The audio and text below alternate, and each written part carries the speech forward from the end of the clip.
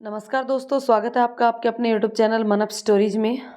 कहानी का नाम है वो डरावनी रात और ये इस कहानी का सेकंड पार्ट है। अब तक आपने इस कहानी में देखा कि राजा और रिसु किसी पार्टी से वापस आते हैं और कब्रिस्तान के पास आकर उनकी गाड़ी खराब हो जाती है। जैसे ही वो कब्रिस्तान के रास्ते से घर जाने लगते हैं तो एक डायन की उनसे मुलाकात होती है और इस बात को लेकर रिसु के मन में गहरा डर बैठ जाता है और रिसु को बार बार रात को ऐसा महसूस होता है कि कोई डायन है जो बार बार चिल्लाती है। उसके बाद उसको साइकोलॉजिस्ट के पास दिखाते हैं और मिस्टर अमर सेठी जो कि एक साइकोलॉजिस्ट है वो रिसु के इलाज के लिए कुछ करते हैं। तो चलिए अब आगे की कहानी स्टार्ट करते हैं। बाबा, तो अब मैं क्या कर सकता हूँ? अगर कोई झाड़ फूक का काम होता तो मैं कर देता। अमर, आपको मेरा साथ देना होगा। उसे सारी योजना समझा दी। अगले दिन अमर ओझा बाबा को रिसु के घर लेकर आया। रमा उसे वहाँ देखकर चौंक गई। रमा, क्या हुआ बेटा? कोई ज़रूरी काम? तुम तो वीकली चेकअप के लिए आते हो ना, फिर आज ओझा बाबा को साथ लेकर इतनी जल्दी कैसे? अमर, जी दरअसल मैं ओझा बाबा को एक बार रिसु से मिलवाना चाहता था। कहीं सच में वो कब्रिस्तान वाली?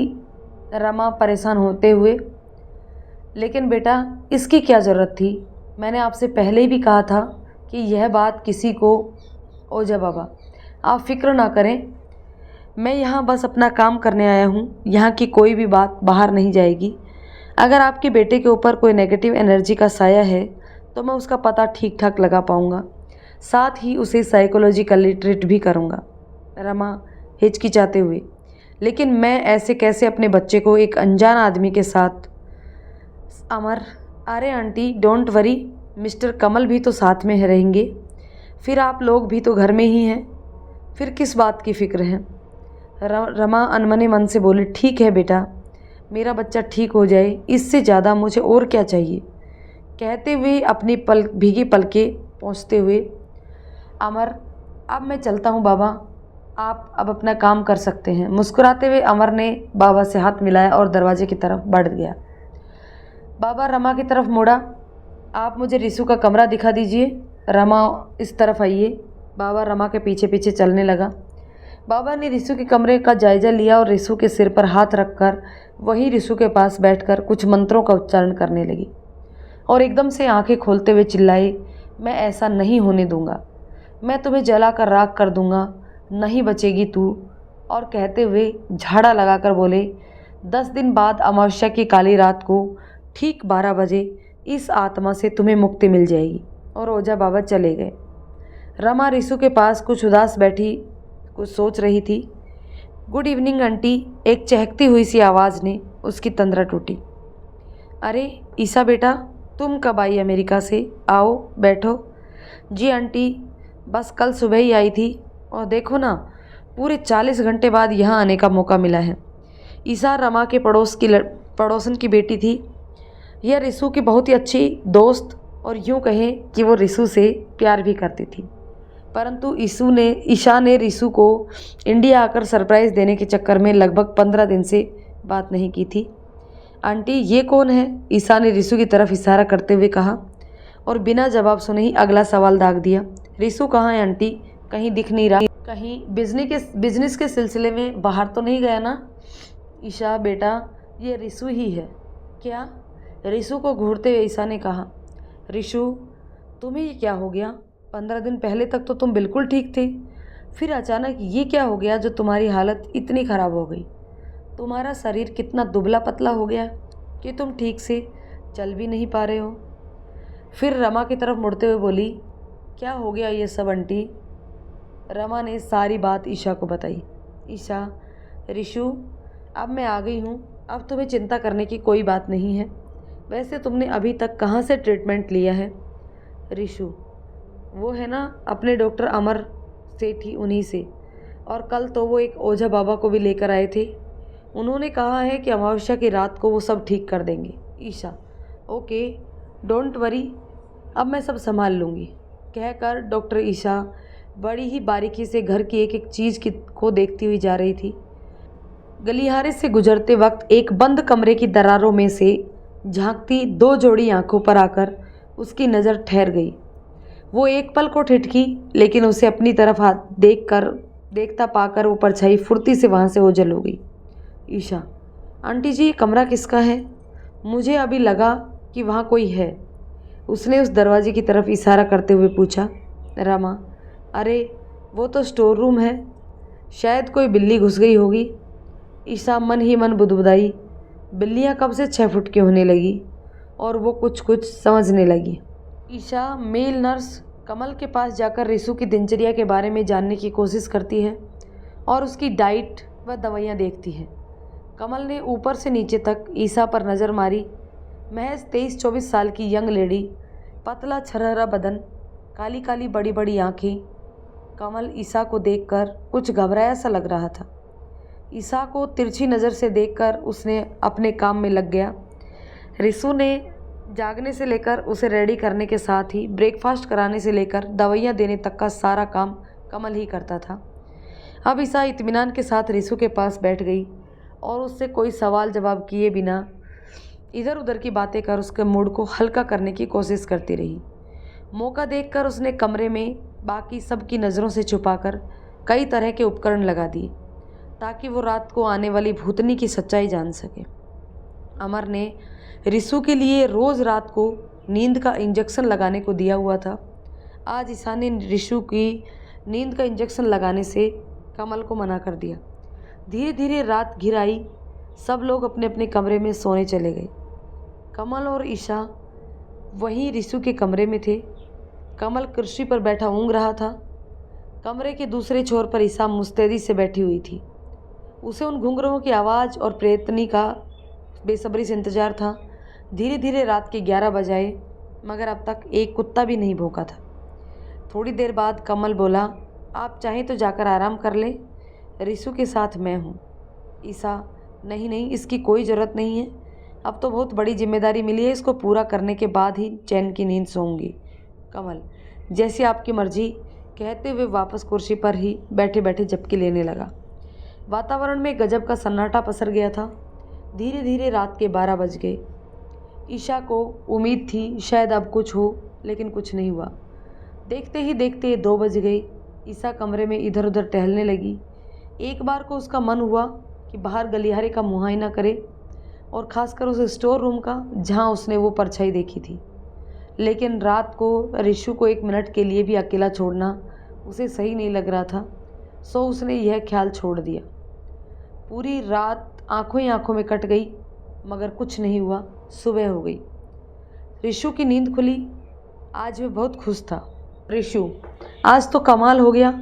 इतने दिनों के बाद आज पहली रात है जब ना तो घुंघरियों की आवाज़ आई और ना ही कोई अनहोनी हुई। ईशा, ताजुब है उस भूतनी ने कैसे जाना कि आज ईशा का पहरा है। ईशा ने हंसते हुए रिशु से कहा। रिशु भी यह बात सुनते ही खिलखिलाकर हंस पड़ा। इतने दिनों बाद इस घर में उसकी हंसी गूंजी थी। रमा की तो खुशी का ठिकाना ही नहीं था। रिशु ने ईशा का हाथ पकड़ लिया और बड़े ही भावुक स्वर में बोला, थैंक यू। ईशा ने रिशु के हाथ पर अपना हाथ रखा और बोली, मैं शाम को फिर आऊँगी, जरा एक नींद पूरी कर लूँ, वरना रात को भूतनी को क्या मुँह दिखलाऊँगी। रिशु फिर से हंस पड़ा। अब तो यह रोज़ की बात हो गई। रिशु रोज़ रात को बिना किसी नींद की दवाई के आराम से सोता और ईशा रात भर जागकर कुछ अनहोनी होने की उम्मीद करती रहती, मगर उसे रोज़ ही निराशा हाथ लगती। ईशा, आखिर मेरे आते ही ये भूतनी कौन से कब्रिस्तान में जा डूबकी, सामने क्यों नहीं आती है ये। ईशा हंसते हुए, शायद ये भूतनी रिशु के अलावा किसी और को दिखना ही नहीं चाहती, तभी तो आज तक रिशु के अलावा और कोई उसे देख नहीं पाया। कहीं रिशु उस भूतनी को तुमसे प्यार तो नहीं हो गया। यह कहकर ईशा और रिशु दोनों हंसने लग गए। अब ईशा को एक बात समझ नहीं आ रही थी कि अब जब रिशु के साथ सब ठीक है, मेंटली भी वो डिस्टर्ब नहीं है, तो फिर उसकी हालत सुधरने के बजाय बिगड़ती क्यों जा रही है। कहीं नर्स की दवाइयों में तो कोई दिक्कत नहीं है। और फिर अपना फ़ोन निकाल कर किसी से बात करती हैं, रिशु की सारी प्रॉब्लम्स डिस्कस करती हैं। ओके मिस, मैं आपको सैंपल भेजती हूँ, बट प्लीज़ मुझे रिपोर्ट क्विकली चाहिए। पेशेंट की तबीयत ज़्यादा ख़राब है। Okay bye. ईशा रिशु का ब्लड सैंपल लेकर चली जाती है। 1 वीक के बाद अमर वापस रिशु का चेकअप करने के लिए आते हैं और कमल से पूछते हैं कैसा चल रहा है। कमल, सर जैसा आपने कहा बिल्कुल वैसा ही, परंतु एक चिंता की बात है, कुछ दिन से रिशु की कोई दोस्त रोज़ रात को आती है और पूरी रात यहीं रुकती है। अमर, रिशु की दोस्त कौन, क्या नाम है उसका? अमर ने लगातार प्रश्न किए। कमल, ईशा नाम था उसका। ओ ईशा, ये कब आई? अमर ने मन ही मन सोचा। अमर थोड़ी देर बाद रिशु से इधर उधर की बातें करके जाने लगा तो बोला, यार रिशु, मुझे कुछ दिन के लिए आउट ऑफ स्टेशन जाना पड़ेगा, तुम अपना ख्याल रखना, कहकर अमर चला गया। अगले दिन ईशा रिशु के साथ हमेशा की तरह हंसी मजाक कर रही थी। रिशु बेहद कमज़ोर हो चुका था, सो बिस्तर पर ही आधे लेटी अवस्था में बैठा उससे बातें कर रहा था। कहने को तो ईशा रिशु से बातें कर रही थी, मगर उसका पूरा ध्यान कमल पर लगा हुआ था। वह रिशु को इंजेक्शन लगाने की तैयारी कर रही थी। तभी ईशा को वो दिखा जिसका वो इंतज़ार कर रही थी। कमल ने चुपके से इंजेक्शन की शीशी अपने ड्रेस के पैकेट में डाला और उसकी जगह दूसरी शीशी से दवाई इंजेक्शन में भरकर वह इंजेक्शन रिशु को लगा दिया। वह जैसे वापस जाने के लिए मुड़ा, ईशा जानबूझकर उससे टकरा गई और अपने हाथ में पकड़ा सारा सूप उसके कपड़ों पर गिरा दिया। कमल, व्हाट द हेल, देख कर नहीं चल सकते क्या? पूरे कपड़े ख़राब कर दिए मेरे। ईशा, आई एम सॉरी, गलती से हुआ। कमल भुनभुनाते हुए बाथरूम की तरफ बढ़ा, लेकिन इस चक्कर में उसके हाथ से इंजेक्शन वहीं गिर गया। ईशा का काम हो चुका था। उसने वो इंजेक्शन उठाकर उसे लैब में टेस्टिंग के लिए भेज दिया। ब्लड और इंजेक्शन की रिपोर्ट्स देखकर ईशा का होश उड़ गए। करीब 1 हफ्ते तक ईशा न जाने क्या क्या सबूत इकट्ठा करती रही। 1 हफ्ते बाद ईशा हमेशा की तरह रिशु के पास थी। उसने रमा, सपना और कमल सबको कमरे में बुला लिया। ईशा ने रमा से कहा, आंटी, डॉक्टर अमर को भी बुला लीजिए। रिशु वहाँ पर पहले से ही मौजूद था। रिशु काफ़ी कमज़ोर लग रहा था, सो वह लेटा ही रहा। ईशा, रिशु, आज मैं तुम्हारे सामने एक राज का पर्दाफाश करने वाली हूँ, सो दिल थाम कर सुनना। रिशु चौंका, क्या? कौन सा राज? साफ साफ बताओ। ईशा ने मुस्कुराते हुए कहा, आज से तुम्हारी सारी बीमारी ख़त्म हो गई समझो। हमने तुम्हारी बीमारी को जड़ से पकड़ लिया है। रिशु कुछ परेशान होते हुए, साफ साफ कहो ईशा, क्या कहना चाहती हो तुम? मेरी तो कुछ भी समझ में नहीं आ रहा। इधर ईशा की बातें सुनकर रमा और सपना कुछ अनमने से लग रहे थे। ईशा, बस ज़रा सा इंतज़ार करो, डॉक्टर अमर आ जाते हैं। ये कहते हुए ईशा उठी और धीरे से चलते हुए रिशु के पास पहुंची। रिशु की कुछ समझ में नहीं आ रहा था, वो करना क्या चाहती है। तभी डॉक्टर अमर आ गए। ईशा को देखकर वो थोड़ा छेप गया। उसने कमल की तरफ देखा तो उसका चेहरा भी पीला पड़ रहा था।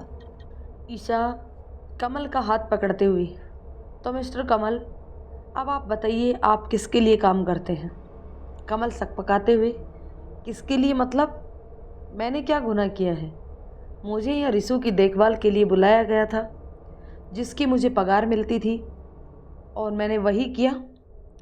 ईशा, जी नहीं, आपने दवाइयों के साथ छेड़छाड़ कर उसे दवाई की जगह जहर देने का अपराध किया है, जिसके लिए आप पर अटेम्प्ट टू मर्डर का केस बनता है। अब तुम ये बताओ, तुमने ये सब किसके कहने पर किया? कमल गिड़गिड़ाने लगा, मुझे नहीं पता वो कौन था। मुझे तो बस एक फ़ोन आया था कि मैं रिशु की पूरी डोज दवाई ही ना दूँ। ईशा, नहीं, तुम झूठ बोल रहे हो। डॉक्टर अमर ने जो दवाइयाँ लिखी हैं, उसके अलावा तुम कुछ और ही दवाई दे रहे हो। बताइए, तुमने ये किसके कहने पर किया? कमल ने एक नज़र अमर पर मारी। उसकी शक्ल पर 12 बजे हुए थे। ईशा को समझते देर नहीं लगी कि अमर भी इसमें मिला हुआ है। अमर ने वहाँ से भागने की कोशिश की कि तभी ईशा ने एक सीटी मारी और पल भर में 4 पुलिसकर्मी अंदर दाखिल हुए। उन्होंने कमल और अमर के हाथ में हथकड़ियाँ डाल दी। रिशु यह देखकर बिल्कुल सकते में आ गया। वह ज़ोर से चिल्लाया, कोई मुझे बताएगा क्या हो रहा है यहाँ? ईशा, मिस्टर अमर, अब आप बताइए, आपने ऐसा क्यों किया? अमर ने गुस्से से रिशु की तरफ देखा और बोला, मैं रिशु से बचपन से नफ़रत करता था। और मुझे अब मौका मिला था उससे बदला लेने का। तो मैंने कमल को दवाइयों के साथ कुछ हानिकारक केमिकल्स देने शुरू कर दिए। परंतु वो रात में घुंघरू की आवाज़, वो खून के धब्बे, वो समझ नहीं आया, क्योंकि रिशु दिमागी रूप से पूर्ण रूपेण स्वस्थ था। मैं नहीं चाहता था कि रिशु ठीक हो, इसलिए मैंने ज़्यादा ध्यान भी नहीं दिया।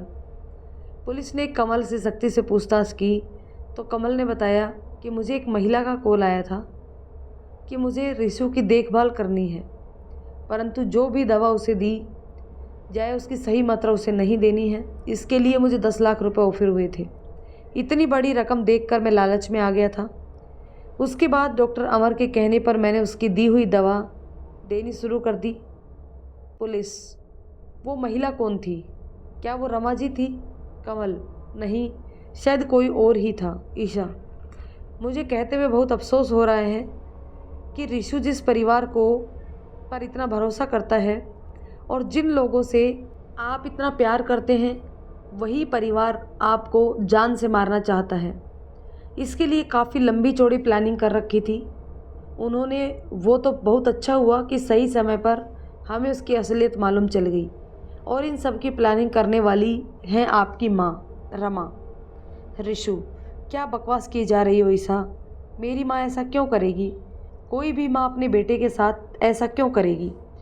अब अगर तुमने मेरी माँ के बारे में कुछ भी और बुरा कहा तो मुझसे बुरा कोई नहीं होगा। माँ सपना, तुम लोग कुछ बोलते क्यों नहीं? ईशा, बोली आंटी जी, वैसे हम भी सब भी तो जान चुके हैं, लेकिन बेहतर होगा कि आप अपने मुंह से सारी बात बताकर रिशु का वहम दूर कर दो। रमा की आंखों से आंसू बहने लगे थे। वह धम्म से सोफे पर बैठ गई और बताना शुरू किया कि रिशु के पापा के साथ मेरी दूसरी शादी हुई थी। उनकी पहली शादी के मात्र 2 साल बाद ही उनकी पत्नी चल बसी थी। तब रिशु मात्र 6 माह का था। रिशु की देखभाल के लिए ही संजय जी ने रमा से दूसरी शादी की थी। शादी के बाद मेरे अपने बच्चे राजा और सपना का जन्म हुआ। रिशु मेरा अपना बेटा नहीं है, हालांकि यह बात उसे मालूम नहीं थी। उसने जब से होश संभाला मुझे ही माँ के रूप में देखा। संजय जी रिशु से बहुत ज़्यादा प्यार करते थे। इतना ही नहीं, कभी कभी उन्हें राजा और सपना का बिल्कुल भी ख्याल नहीं रहता था। 1 साल पहले उनके निधन के बाद जब वकील ने उनकी वसीयत खोली तो पता चला कि संजय जी ने अपनी जायदाद का 50% हिस्सा रिशु के नाम कर दिया था। राजा और सपना के हिस्से में केवल 25% हिस्से छोड़े थे। यह देखकर मुझे बहुत गुस्सा आया। पूरी ज़िंदगी उनका और उनके बेटे का ख्याल मैंने रखा और उन्होंने मेरे बच्चों के साथ ऐसी नाइंसाफ़ी की। मुझसे ये बर्दाश्त नहीं हुआ। वसीयत में यह भी लिखा था कि अगर रिशु की मौत प्राकृतिक तरीक़ों से और शादी से पहले होती है तो उसके हिस्से को भी राजा और सपना में आधा आधा बांट दिया जाएगा। लेकिन अगर रिशु की हादसे का शिकार होता है या उसकी हत्या होती है तो सारी जायदाद ट्रस्ट के नाम हो जाएगी। तभी मैंने रिशु को बीमार बनाकर प्राकृतिक तरीके से मारने की ठानी। पल्लवी को उस दिन जानबूझकर मैंने ही न्यू ईयर पार्टी से इनको लेट भेजने को कहा था। रास्ते में साइलेंसर लगी रिवॉल्वर के साथ मेरा भतीजा पहले से ही तैयार बैठा था। उसने टायर पर निशाना लगाकर उसे ठीक कब्रिस्तान के सामने पंचर कर दिया और प्लान के मुताबिक राजा ने उसे कब्रिस्तान के अंदर से होकर जाने को राजी कर दिया। वहाँ बैठी हुई चुड़ैल कोई और नहीं बल्कि मैं खुद थी। कार की स्टेपनी मेरे भतीजे ने चेंज की थी, चूँकि कब्रिस्तान से बस कुछ मिनट दूरी पर ही हमारा घर है, इसलिए मैं इन दोनों से पहले घर पर आ गई और नॉर्मल होकर वहाँ बैठ गई। घुंघरुओं की आवाज़ रिकॉर्डेड थी जिसे हर रात घर में बजाया जाता था। कटा हुआ हाथ या जानवरों के सिर जो भी रिशु को दिखता था वो सब प्लास्टिक के होते थे और रिशु के सो जाने के बाद उन्हें लाकर रूम में रख दिया जाता था। फिर जब वो जागकर ये सब देखता तो सदमे में आ जाता। उसे सुबह होने से पहले बिल्कुल साफ़ कर दिया जाता था, जिससे ऐसा लगता था मानो कल रात वहाँ कुछ हुआ ही ना हो। राजा का गला दबाने का नाटक मैंने ही कब्रिस्तान वाली भूतनी बनकर किया था। उसके अगले दिन ही हमने राजा को अपने हॉस्टल भेज दिया था। रिशु के मन में यह बात बिठाना ज़रूरी था कि कब्रिस्तान की भूतनी ने उसे मार डाला और इसलिए उसका यहाँ से गायब होना ज़रूरी था। बाद में इस मेल नर्स को पल्लवी ने फ़ोन करके यहाँ भेज दिया।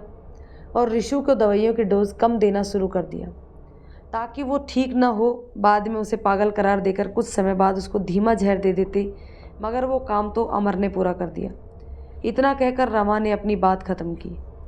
रिशु को यह सब सुनकर भयंकर सदमा लगा था। उसे अब तक यकीन नहीं हो रहा था कि वह रमा का सौतेला बेटा है और जिस परिवार को वह अपनी जान से ज़्यादा प्यार करता था, उसने उसे मारने के लिए इतनी बड़ी प्लानिंग कर ली थी। रमा और सपना रोते हुए सबके सामने माफ़ी मांगने लगे, मगर रिशु को तो जैसे कुछ सुनाई नहीं दे रहा था और ना ही दिखाई। वो बिल्कुल पत्थर बना बैठा था। तभी कमरे में पुलिस इंस्पेक्टर की कड़कती आवाज़ गूंजी, ले चलो चारों को, बाकी का रोना धोना हवालात में करते रहना। रिशु को ईसा ने शहर के सबसे अच्छे डॉक्टर से हॉस्पिटल में भर्ती करवाया और उसकी हालत में तेज़ी से सुधार होने लगा। 2 महीने के अंदर वो बिल्कुल ठीक हो गया। रमा, कमल और अमर की साजिश रचने और हत्या के जुर्म में 6 माह की जेल हुई। रिशु ठीक तो हो गया, उसके पास अथाह संपत्ति थी, दुनिया भर की सारी सुख सुविधाएँ थी, कुछ नहीं था तो उसका अपना परिवार। दोस्तों, एक माँ जायदाद के लिए अपने बेटे के साथ क्या से क्या कर सकती है, यही इस कहानी का मोरल था। तो चलिए दोस्तों, कहानी कैसी लगी कमेंट करके ज़रूर बताइएगा। पसंद आई हो तो लाइक शेयर करें। चैनल पर नए हैं तो प्लीज़ चैनल को सब्सक्राइब ज़रूर कर लें। धन्यवाद दोस्तों।